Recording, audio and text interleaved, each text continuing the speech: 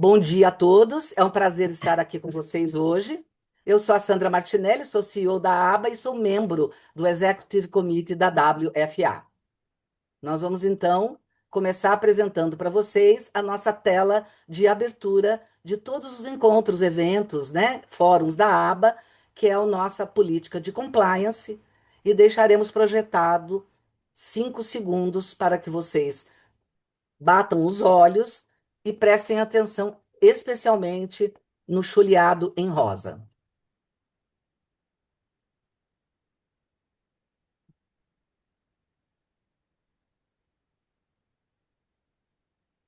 Aqui são os avisos paroquiais, como a gente brinca, né?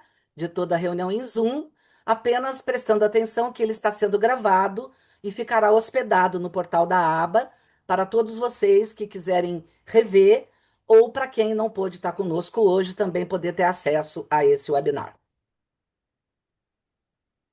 Nossos parceiros estratégicos, que são aqueles que nos apoiam a agenda da aba durante todo o ano de 2026, o que significa apoiar todos os eventos, inclusive este webinar de hoje. Eu vou fazer uma pequena abertura para vocês. Depois nós vamos contar com algumas palavras rápidas das lideranças dos nossos comitês sponsors deste webinar. Nós vamos ouvir a doutora Ana Pescarmona, que é a presidente do nosso comitê jurídico e também representa a COTI. Nós vamos ouvir a Ana Cláudia, que é presidente do Comitê de Branding, Conteúdo, Comunicação e ESG da ABA e representa a associada Bradesco Seguros. Vamos ouvir as palavras da Lívia Duarte de Barros, que preside o nosso comitê de sourcing e também representa a nossa associada Boticário. E Marina Ferreira, que preside o comitê de Helgov da ABA e também representa a nossa associada Opela. Então, como podem notar, nós estamos aqui com comitês e fóruns da ABA muito importantes que estão apoiando este webinar e este conteúdo. Depois disso, nós vamos ter a apresentação do acordo da União Europeia-Mercosul, desafios, oportunidades comerciais e de posicionamento de marca, pelos nossos guest speakers, são nossos convidados especiais de hoje, a quem agradecemos desde já por estarem aqui compartilhando conosco os seus dois principais ativos, o seu tempo e o seu conhecimento.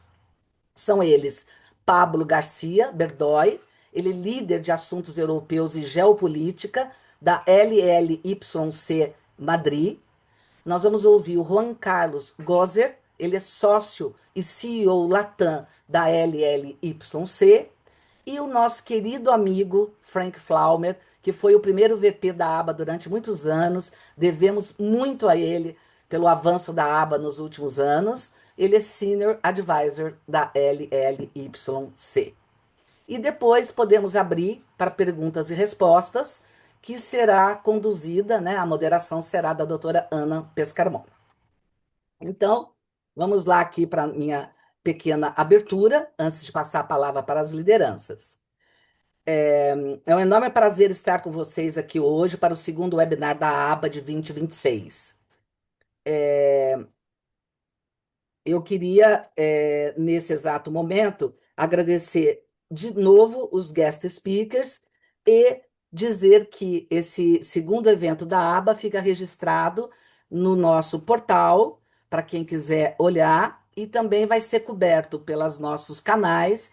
Nós teremos ampla comunicação hoje sobre este webinar e também um PR dele, e também ele será objeto de uma matéria especial no nosso anuário. Então, por favor, gostaria de passar a palavra para a doutora Ana Pescarmona, primeiramente, e depois podem seguir, eu não preciso voltar, na sequência, para a Ana Cláudia, depois para a Lívia Duarte e para Marina Ferreira, para as suas palavras.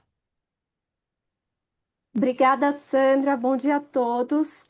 É um grande prazer estar com vocês aqui em mais um webinar promovido pela ABA e aqui o Comitê Jurídico sendo um dos sponsors desse evento em parceria com outros comitês que temos aqui na ABA.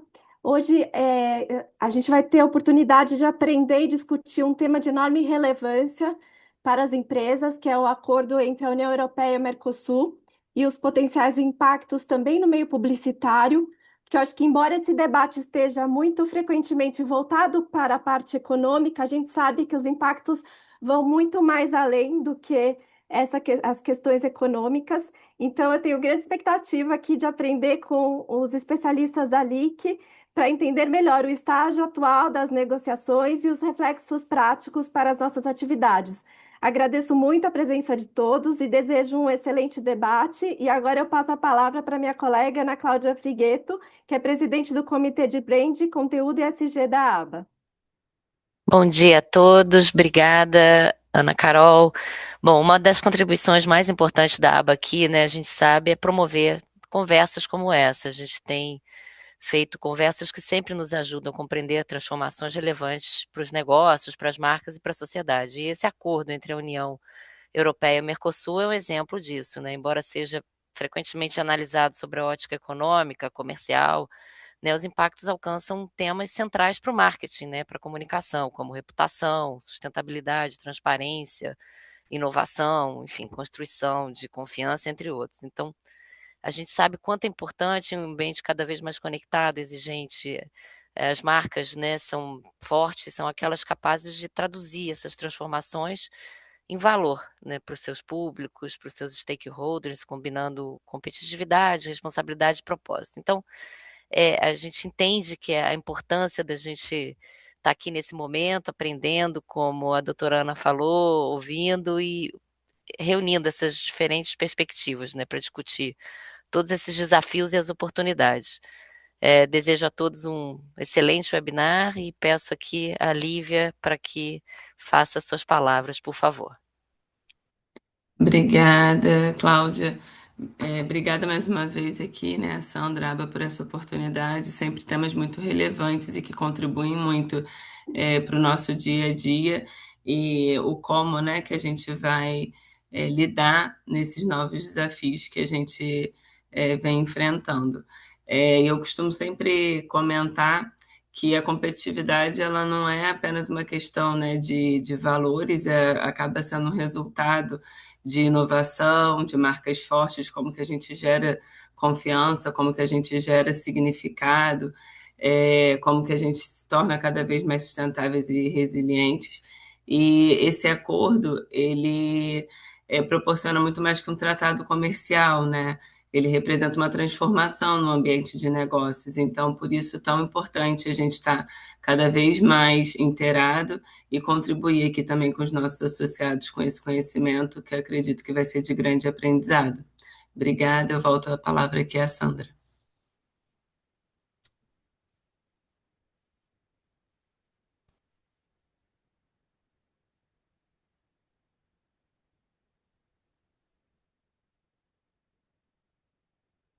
Acho que ainda posso, como Comitê de Relações Governamentais, fazer só, acho que antes da Sandra retomar o evento. Pessoal, bom dia, eu sou a Marina Ferreira da Opela, e acho que assim, só falo como líder aqui do Comitê de Relações Governamentais, dar boas-vindas a todos, parabenizar a Sandra pela iniciativa e liderança aqui na aba, mas acho que como boa responsável pela área de relações governamentais, sem dúvida, esse tipo de acordo impacta a forma como a gente faz comércio, como a gente se organiza aqui no país e as relações que a gente tem com o Mercosul e com os países europeus. Dito isso, é correto falar que sempre está alguns passos à frente, tentar antecipar o máximo possível dos debates regulatórios e provavelmente legislativos aderentes a esse ponto, nos faz mais forte, permite traduzir tudo isso para as nossas empresas. Então, sem dúvida, é um webinar super importante. Então, desejo a todos aí um excelente evento e que a gente consiga aproveitar e absorver o máximo dos nossos palestrantes e facilitadores aqui. Obrigada, gente.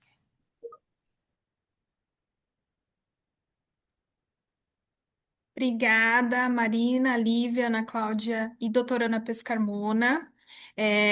Estamos com uns probleminhas técnicos aqui, então eu vou convidar os painelistas, né? Como dito pela Sandra Martinelli no começo, hoje recebemos aqui o Pablo Garcia Berdoy. Ele é líder de assuntos europeus e geopolítica da LLY em Madrid. É diplomata desde 1987, ex-embaixador e tem trabalhado nos últimos anos, sobretudo no âmbito da União Europeia.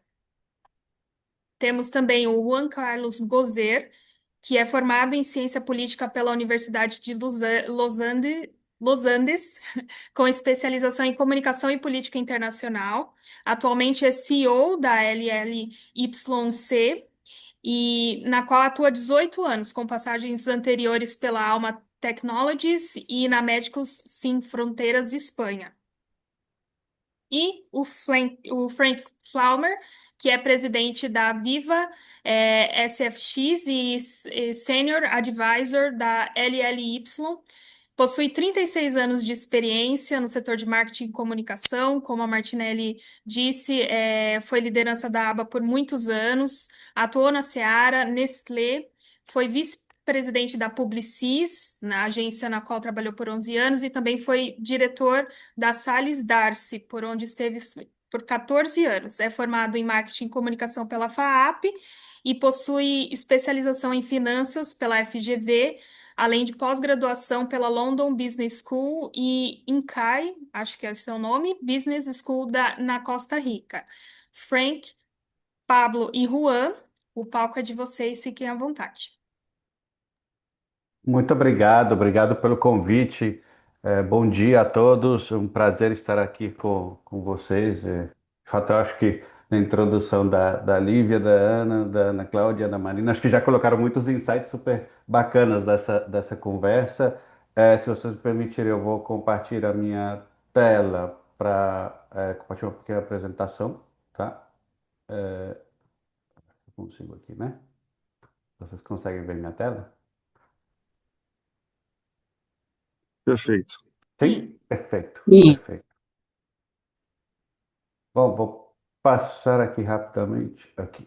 Bom, já nos fomos apresentados, eu já vou pular um pouquinho essa parte. Acho que só dizer que é um prazer estar acompanhado de pessoas que eu admiro muito, especialmente o embaixador García Berdoy, que foi representante da Espanha na União Europeia entre 2016 e 2021. Acho que é uma das pessoas que tem acompanhado mais de perto todas as conversas, aprovações, as questões regulatórias, os medos, as oportunidades que houve em toda a discussão do acordo da União Europeia e Mercosul. Acho que é muito bacana ter ele para nos contar um pouquinho de onde estamos hoje e, sem dúvida, vocês já falaram tudo do Frank, acho que é uma das pessoas que mais conhece o nosso mercado de marketing e publicidade e comunicação. Acho que é muito legal ter uma referência como ele aqui. Eu também, que represento a LIC, que é uma companhia que sempre nasceu há 30 anos atrás com uma vocação muito forte de conexão entre Europa e América Latina. Nós estamos presentes em toda a América Latina, tendo uma estrutura muito forte também na Europa, especialmente na Espanha. E o embaixador García Berdoy, que ele é nosso representante, ou lidera nosso escritório em Bruxelas, precisamente para as questões de assuntos europeus.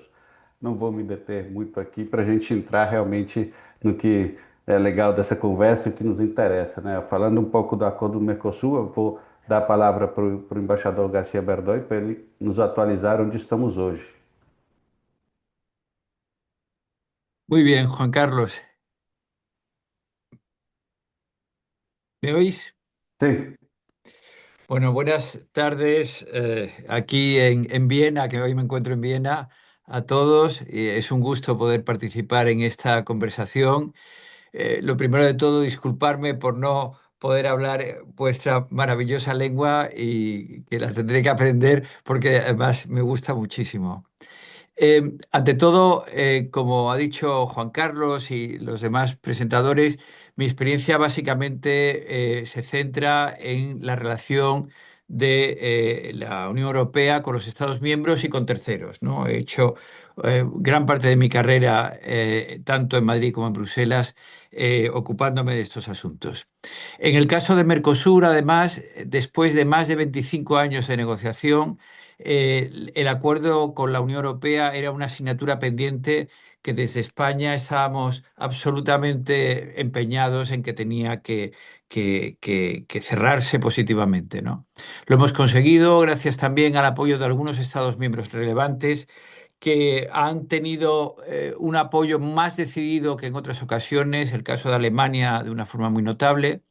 y han permitido superar los obstáculos que ustedes todos conocen de algunos sectores, sobre todo del ámbito agrícola o ganadero, en algunos Estados miembros, en particular en el caso de Francia, ¿no? Ahora tenemos un acuerdo cuya parte comercial ha entrado en vigor, que es un mecanismo que tiene la Comisión Europea para hacer una entrada en vigor en teoría provisional, que muchas veces se prolonga varios años, porque, como saben, la Comisión Europea es la única responsable de las negociaciones comerciales. A mí me tocó estar acompañando a la Comisión Europea desde el Consejo de la parte del Coreper y también la parte del Consejo de Comercio, apoyando sus posiciones, intentando mejorar las ofertas e intentando convertir el texto final en un acuerdo válido para todos. Pero es la Comisión Europea, como digo, el líder del proyecto. ¿Qué significa esto a efectos nuestros? Lo primero de todo es que hemos dado un salto de gigante en la relación de la zona económica más grande del mundo. Ahora, Mercosur y Unión Europea suponen prácticamente un 25% del impacto global en el mundo económico, con una enorme impronta para nuestro desarrollo futuro, tanto desde los socios de Mercosur como desde la Unión Europea. ¿Por qué digo esto? Porque nos fijamos en primer lugar en las concesiones comerciales tarifarias, prácticamente más del 90% de los productos que intercambiamos, que somos además socios comerciales de primer orden entre Mercosur y la Unión Europea, prácticamente el 90% de esos intercambios de bienes van a verse directamente afectados positivamente por la rebaja arancelaria. Además de esto, se genera un ámbito de seguridad y acompañamiento jurídico en el futuro de la relación económica, más allá también del intercambio de bienes. ¿Por qué digo esto? Básicamente porque lo que estamos haciendo es, en cierta medida, armonizando una serie de prácticas que se convierten en estándares comunes para nuestros intercambios económicos y a la vez una seguridad en que esta relación será una relación estratégica, una relación de largo plazo, una relación que nos va a unir más allá del intercambio de bienes y servicios, más allá de las mejoras en el tratamiento arancelario. Tenemos ante nosotros una hoja de ruta que implica una convergencia en formas de producir, en formas de consumir, en formas de desarrollar nuestra relación económica. Y para eso debería hacer tres menciones que creo que son muy relevantes para el sector económico en Brasil. La primera, la regulación. La regulación se convierte en el obstáculo arancelario o tarifario o económico, llamémoslo como queramos, más relevante. Es decir, la regulación es el objetivo que debemos cuidar para poder armonizar nuestros intercambios comerciales y convertirlos en intercambios fluidos y ágiles. En segundo lugar, la conversación, es decir, intervenir en el entorno económico de la Unión Europea con Mercosur es participar de una relación privilegiada, como tiene la Unión Europea con pocas zonas del mundo, para juntos abordar los temas de común preocupación, ¿no? Esto es un tema también muy estratégico y muy político, en el sentido de que en este mundo globalizado, fragmentado, en esta orden mundial en crisis, encontrarnos acompañados con socios privilegiados es una ventaja enorme, tanto para nuestra diversificación económica como para nuestra libertad política a la hora de escoger nuestras alianzas, ¿no? En tercer lugar, y con esto acabo esta primera observación, de lo que estamos hablando también es de analizar los detalles del acuerdo en función del ejercicio de la práctica que este acuerdo va a tener lugar durante los próximos años. ¿Cómo hacemos esto? Sin duda, tenemos que poner en marcha los intercambios, ver dónde están las dificultades y estar preparados para analizar aquellas mejoras que el comité conjunto que rige el acuerdo puede llevar a cabo. Corremos sin duda, y eso hay que tenerlo siempre presente, con el peligro de pulsiones proteccionistas o de intentos de acotar el nivel de intercambios en sectores que se sientan más amenazados. Pero el acuerdo contempla los mecanismos para superar esas cuestiones a través del diálogo, a través de ese diálogo estratégico que está contemplado en el acuerdo. Dos apuntes que quiero añadir. En primer lugar, estamos hablando de un modelo en el que el cambio de modelo energético, nuestra vocación de luchar contra el cambio climático, nuestra vocación también convertida de tener una economía que sea también una economía de contenido social, pueda regir la relación económica entre Brasil, en este caso, y la Unión Europea.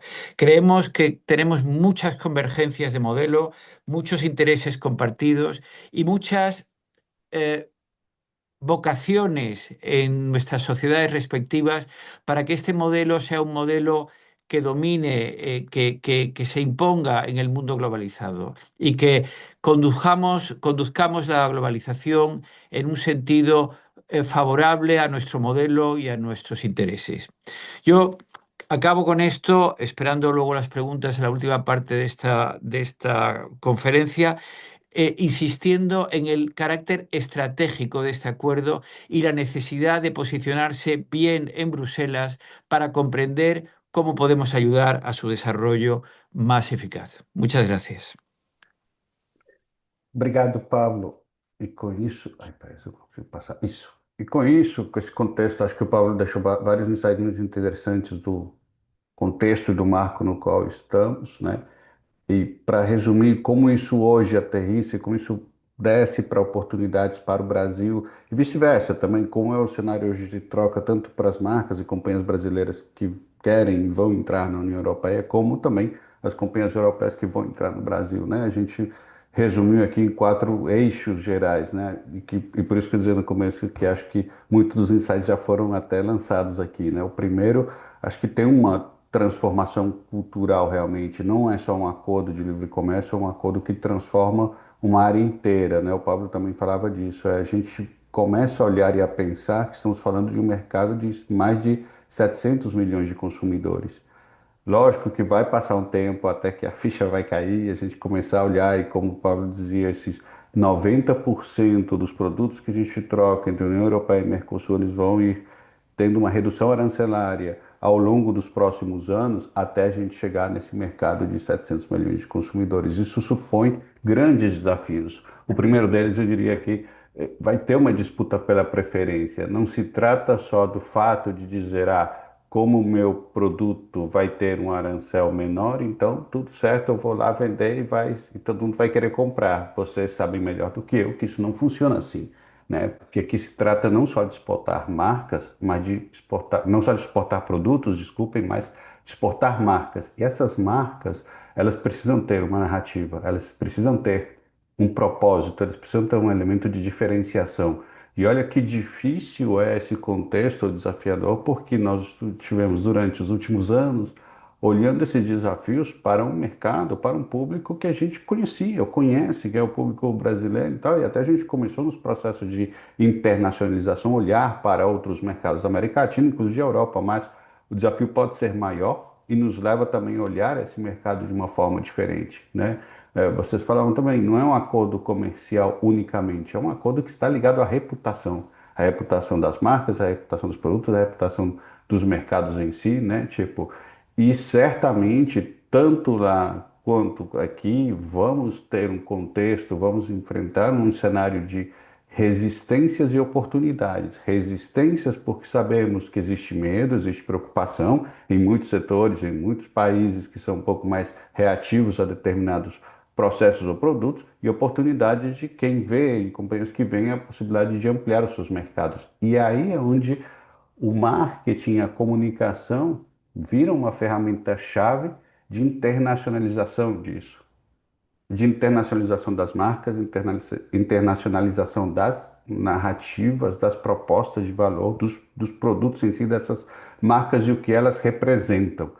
porque o que elas representam está muito conectado com o eixo número 2. Se vocês acompanharam muitas notícias que vieram ao redor do acordo da União Europeia e Mercosul, vocês certamente perceberam que muitos dos pontos que falava, e o Pablo comentava sobre as questões regulatórias, tem a ver muito com a questão da sustentabilidade como requisito e não só como narrativa. Eu acho que vocês viram essa semana que a União Europeia vetou a exportação de carne brasileira para a União Europeia devido ao que? A questões de comprovação de documentos ligados a impacto social, ambiental, rastreabilidade, origem, inovação. Então não é só sobre o preço. E a narrativa que a gente vai construir e a proposta de valor que a gente, como companhias brasileiras, como marcas brasileiras e também as europeias e vice-versa, vão trabalhar, tem muito a ver e vai ter um eixo de sustentabilidade muito importante, né? Tanto o Pablo como a Marina falavam da questão do marco regulatório, sem dúvida, e o marco regulatório ele é muito amplo, ele não tem a ver só com a questão das exportações, aquela parte mais comercial que todos vemos, tem a ver também com novos padrões ou marcos publicitários de comunicação que nós, como anunciantes ou comunicadores, vamos precisar nos atentar, porque pode sim acelerar a inclusão, a transformação de novos padrões também no Brasil, ou a busca de padrões comuns entre o Mercosul e a União Europeia. Estamos falando aqui do contextos que todos nós conhecemos ligados à privacidade e uso de dados, a questão da inteligência artificial, publicidade digital, o trabalho e a gestão com influenciadores no âmbito da União Europeia, todos os parâmetros de proteção ao consumidor, né? Uma série de marcos de leis e normativas que nós, digamos, da ótica das companhias brasileiras que queremos aproveitar e ampliar nosso olhar para esse mercado de 700 milhões, a gente vai ter que transformar, assim como também eles do lado de lá vão ter que fazer a mesma coisa, né? E um quarto que a gente acha que não é menos importante é não esquecer que o Brasil nisso pode sim virar um hub criativo, né? O protagonismo do nosso talento em criatividade é muito conhecido. Acho que sobra dizer aqui, acho que a gente pode sim ter um olhar de internacionalização do nosso talento em termos de marketing, em termos de comunicação. Isso nos leva de novo a aprender a adaptar novas linguagens, mas sem perder a nossa narrativa essencial e como esse talento, como esse olhar criativo dos anúncios, da publicidade, ele vai tentar abrir o guarda-chuva para cobrir o máximo possível desses públicos que nós queremos atingir, certo? E finalmente não é olhar também, não é olhar só para as marcas. A gente vai ter um trabalho de olhar para as categorias, né? Tipo, e quando a gente fala de categorias, não se trata só da marca do meu produto, mas sim da categoria que eu represento. Vamos ter nos próximos anos, certamente, vamos ver como setores como o calçado, como as frutas brasileiras do Mercosul vão precisar desenvolver narrativas de posicionamento das suas categorias no mercado europeu, assim como certamente vamos ver uma maior ter uma maior visibilidade das categorias europeias que vão entrar no mercado do Mercosul, no Brasil especificamente, né? Tipo, desenvolver também esse posicionamento. Então, não podemos deixar de olhar também para esse lado, deixar de olhar para o fato que vai ter também um olhar da categoria setorial, e por isso acho muito legal que a aba, você já comece a ter esse olhar, essas reflexões, porque vai ser muito importante o trabalho de todas as entidades, todos os grupos que podem olhar para isso como um todo, né? Tipo, é lógico que o Brasil, como mercado estratégico, nosso maior padrão competitivo vai ser a disputa pela confiança. Se eu hoje sou uma marca brasileira, uma companhia brasileira que está olhando para essa transformação e o que supõe este acordo que já está andando, é lógico que eu vou pensar de novo na como é que eu ganho a confiança desse novo consumidor. Não só a questão, como eu digo, do preço, não se trata porque seja mais competitivo ou menos competitivo. Vai ter que ter uma disputa pela confiança, igual que vice-versa. Eu acho que, e depois a gente pode falar um pouquinho também sobre os setores, né? Tipo, claro, no nosso top of mind a gente fala, pô, então o vinho espanhol vai vir mais barato ao Brasil. Com certeza, e não só, mas não é só, a gente não olha isso pelo fato do vinho, é pela confiança que supõe, pela narrativa que existe ao redor dessa marca, dessa categoria. Então, essa disputa pela confiança, e era que eu falava no começo, é onde a comunicação e o marketing vão ser uma alavanca essencial. Não vai ser possível ampliar os nossos mercados, ganhar a confiança desse novo consumidor, se não houver uma participação ativa do marketing e da comunicação nisso, olhando para os diferentes requisitos, como a gente falava, esse olhar sobre o requisito da sustentabilidade, esse olhar da adaptação ao marco regulatório, aos novos padrões de comunicação, e um olhar para a adaptação dessas narrativas, desses novos públicos, dessas novas maneiras de contar, de olhar e de perceber o valor dos nossos produtos dentro dessa estratégia, né? Então, deixo para vocês esses 4 pilares e agora deixo o Frank nos resumir, digamos, um pouco esses pontos que a gente conversou até agora. Obrigado, Juan. Eu acho fantástico essa visão geral, porque quando a gente faz um zoom na área de marketing, assuntos públicos e também da comunicação corporativa, a gente aqui está elegendo alguns ângulos, né, são muitos mais, mas se você olhar para as multinacionais europeias, né, que estão atuando, querendo entrar no Brasil, eles têm um desafio bastante grande de atuar junto à Anvisa, à Receita Federal, para acelerar a liberação, né, e a homologação dos seus produtos, né, para, obviamente, aproveitar da nova realidade de tarifas, né? Quando a gente olha a comunicação corporativa dessa primeira coluna, nós estamos falando de uma linguagem, obviamente, nacionalista, que tenta combater narrativas, né, que vão ter com a chegada dessas marcas europeias mais baratas, que vão destruir o mercado brasileiro. Isso a gente já viu em outros momentos da nossa economia e acho que isso tende a se acelerar. No marketing, a gente, obviamente, tem aí várias missões para cumprir, mas principalmente a gente vê rapidamente que a gente tem que pensar como a gente vai recalcular o pricing, né? Com base nessa queda tarifária, como é que as categorias vão se portar para a entrada de novas marcas que não estavam antes no nosso radar, né? E ver como a gente vai, obviamente, aproveitar também oportunidades versus aqueles outros mercados de origem que não vão se beneficiar dessa tarifa. Do outro lado, e falando de multinacionais exportadoras para a União Europeia, que vale também não só as multinacionais, mas empresas brasileiras que exportam para aquele mercado, tem também um desafio grande da atuação da diplomacia verde, que a gente chama, né? Ou seja, essa atuação em Bruxelas, nas embaixadas, para garantir que as métricas que a gente está usando, elas são relevantes e são bem aceitas naquele mercado. A gente sabe que as métricas da Europa são mais sofisticadas, né, e mais avançadas que as que a gente usa aqui no Mercosul, né? Também temos um desafio de combate de ceticismo, né, para blindar a reputação da empresa na Europa, né? Com outras campanhas que já estão acontecendo, né?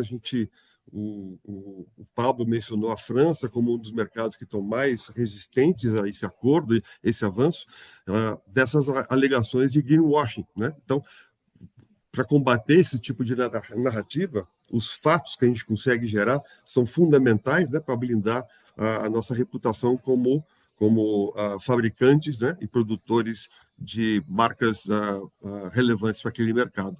E, obviamente, que tem todo um tema de storytelling, né, e acho que o Pablo já mencionou isso também, Juan tocou esse assunto, né, sobre a origem, né, como que a gente tem que reposicionar as marcas brasileiras na Europa através dos selos de indicação geográfica, ou seja, não basta falar, tem que realmente comprovar tudo que a gente está sendo falado, seja na comunicação comercial normal, ou seja, através das nossas plataformas de comunicação corporativa das empresas. Então, as oportunidades são maiores do que os problemas, depende de como a gente encara, né, e começa a trabalhar, e acho que o ponto que o Juan fez no último slide às vezes a luta é muito mais próspera se a gente considerar categorias. Como a gente pode se juntar, né, para construir narrativas em prol dos nossos produtos, das nossas marcas. Passo a palavra de volta para o Juan. Obrigado. Obrigado, Frank.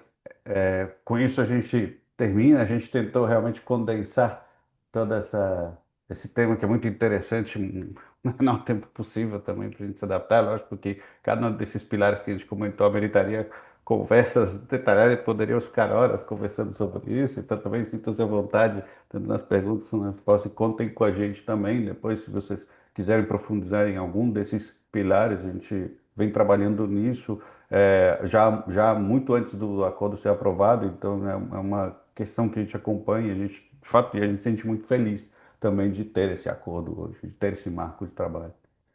Muito obrigado, gente. Obrigado, embaixador Garcia Bardoi, Frank.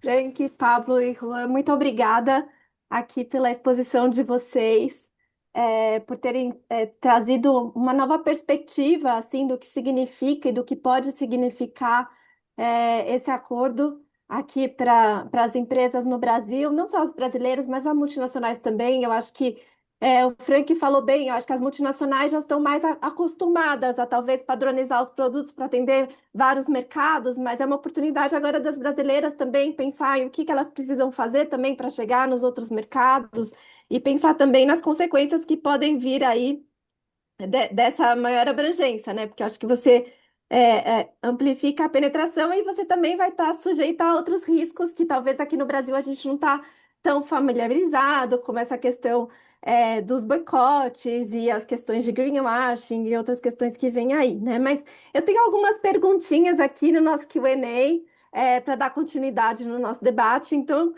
eu acho que não tem resposta certa ou errada, mas eu queria ouvir a perspectiva de vocês, primeiramente sobre a questão da forma como está configurado hoje, né, esse acordo. Quem ganha mais? Vocês acham que o Brasil ou a União Europeia, né? Eu queria ouvir um pouquinho é, de vocês aí, a opinião de vocês. Eu vou ceder a palavra para o embaixador Garcia Bardoi, senão vão Bueno, falar que eu puxo a sardinha do Brasil, tá? Então, tipo...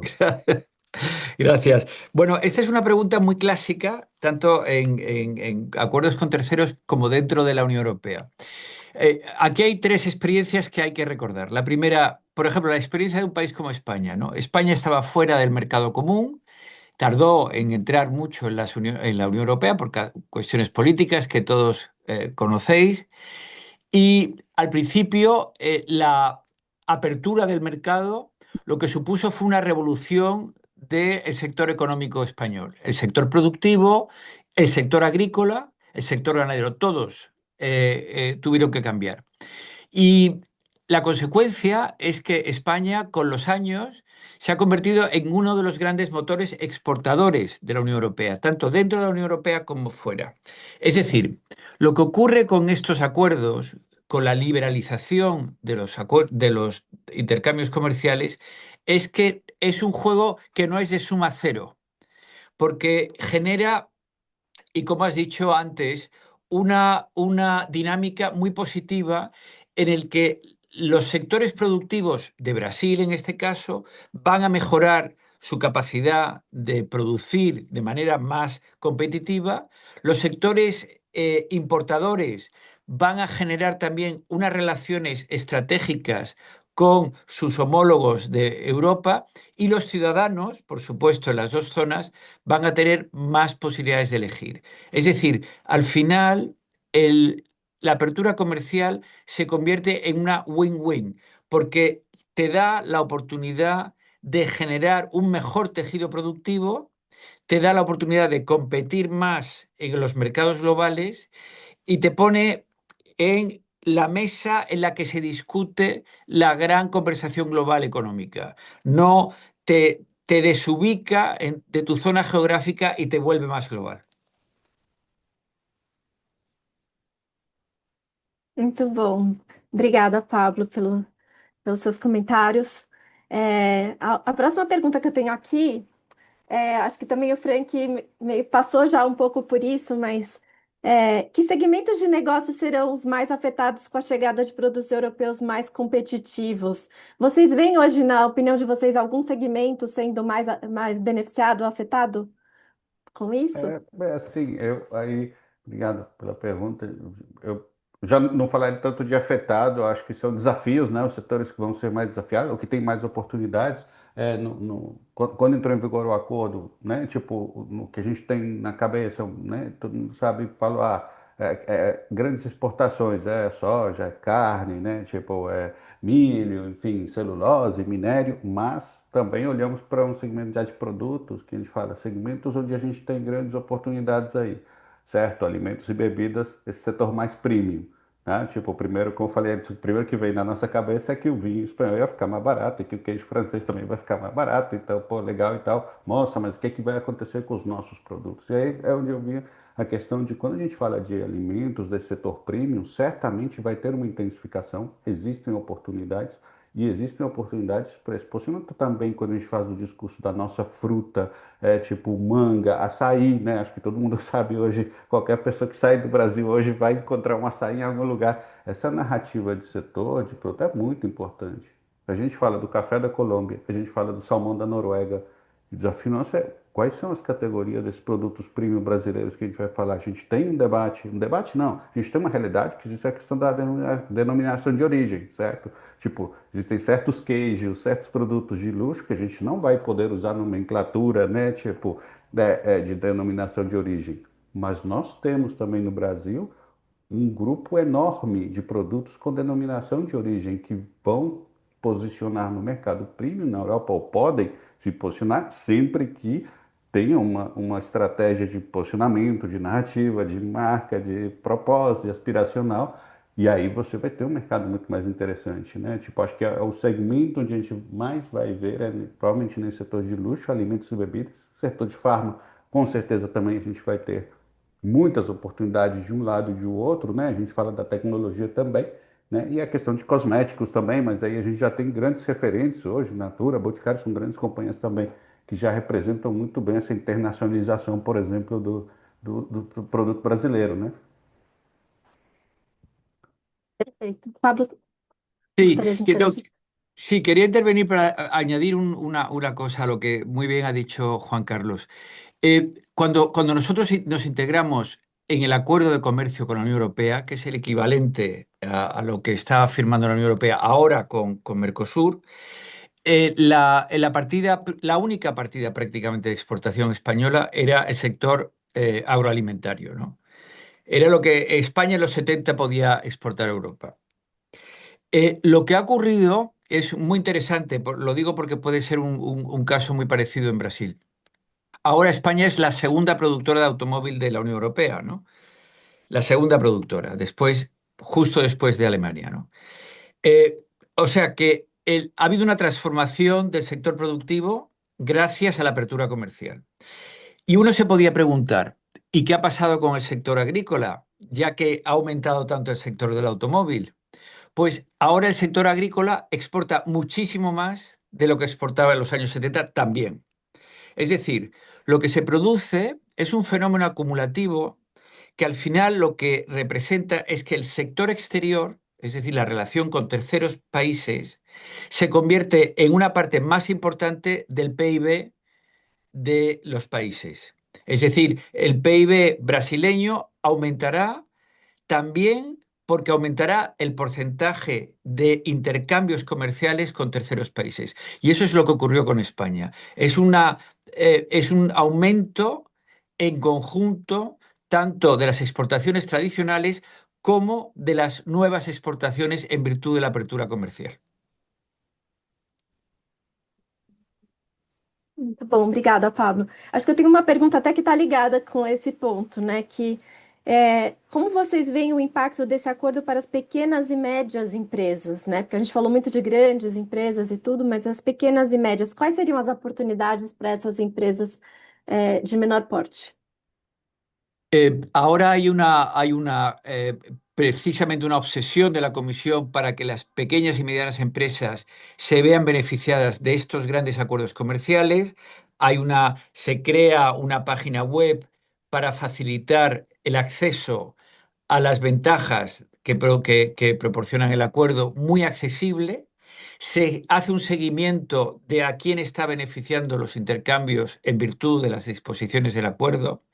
Y las pymes van a tener mucho más fácil entrar en los sistemas de compliance colectivos, es decir, que hay un expertise compartido para que las empresas pequeñas y medianas puedan beneficiarse del acuerdo. Y luego hay un tema importante, que evidentemente para la defensa de los intereses más directos existen, y en Bruselas hay muchas muy activas y seguro que en Brasil también, las asociaciones sectoriales, ¿no? Que ayudan a las empresas que no tienen volumen suficiente para estar representadas solas a proteger sus intereses. Perfeito, acho que realmente a gente terão muito mais oportunidades, né, nesse sentido. Gente, eu tenho mais uma pergunta também para encerrar, que eu acho que também dá para falar assim por horas, mas eu acho que a gente hoje está num cenário de crise global, incerteza, né? E com isso, podemos esperar então um upgrade de consumidores para segmentos mais premiums aqui no Brasil, com esse acordo? Gostaria que vocês comentassem um Olha, pouquinho. e provavelmente o Franco pode falar também muito disso, o que eu diria, mais que o upgrade do segmento premium, provavelmente vai ter uma parcela de popularização do que antes era o segmento mais premium, né? Então, tipo, acho que a gente vê uma acessibilidade, né? Tipo, acho que qualquer pessoa que viaja na Europa, sempre aquilo mais nos surpreende, a gente vai no supermercado da Europa e diz, nossa, isso, olha, isso está muito Sim, barato aqui e tal, não sei o quê. Tipo, acho que por isso que a gente falava no começo, vai ter uma transformação cultural, sim. À medida que esse acordo avance, madure, se intensifique, vamos ver uma transformação. Essa transformação cultural vai criar, vai ampliar um segmento que antes talvez era premium e agora deixa de ser tão premium. É verdade que vai ter outro que é ultra premium, que ele vai continuar existindo, mas eu acho que a categoria se abre, se amplifica. E não pensem só, insisto, nos produtos europeus, porque o que supõe o acordo, e eu acho que o Pablo falava muito bem, é melhorar a nossa competitividade, o desafio de criar padrões que levem nossos produtos brasileiros, que são excelentes, a um nível do que hoje é premium, mas que deve ser uma categoria muito mais comum de consumo em nichos, né, na Europa, vai ser muito interessante. sim, já estou super animada. Acho que esse ponto que você falou, né? Que a gente fica. Todo mundo fica encantado quando vai no supermercado na Europa e tudo, né? Agora acho que a gente vai ter mais acessível, mas acho que principalmente a gente ter também os nossos produtos que também vão representar o nosso país lá fora também é uma super oportunidade. Muito obrigada, gente. Super esclarecedor. Aprendi bastante aqui. Acho que todos também tiveram a oportunidade de ter uma nova perspectiva sobre os impactos desse acordo para aqui para o Brasil e para a União Europeia também. E eu gostaria de passar então a palavra agora à Sandra Martinelli para que ela possa dar suas palavras finais e encerrar o nosso webinar. Sandra? Muito obrigada, doutora Ana Pescarmona, por essa moderação, né, das dúvidas dos participantes e nossas também, né, como aba. Queria agradecer também a Ana Cláudia, a Lívia Barros, a Marina, né, que coordenaram essa importante entrega dos comitês de vocês. E gostaria também de registrar nossa gratidão para os nossos guest speakers, o Pablo, o Juan, o Frank. Tivemos aqui uma hora bastante enriquecedora, com muitos insights, né, que certamente levaremos para as nossas empresas e para o nosso dia a dia. Foi um diálogo bastante enriquecedor para ampliarmos, né, expandirmos os nossos conhecimentos. Eu queria aproveitar para convidar a todos para o Abacan Insights by GoEd, que é o nosso próximo evento e que acontece no dia 23 de julho, e as inscrições já estão abertas em nosso site. Obrigada a todos os participantes, aos guest speakers, enfim, ao Frank, né, nosso querido amigo da casa que coordenou todo esse webinar, também a Pati da aba que fez essa coordenação. Um ótimo dia a todos e muito obrigada. Muito obrigado, Obrigada. até Muito lá. obrigado. Muito Muito obrigado. obrigado. Obrigada, pessoal.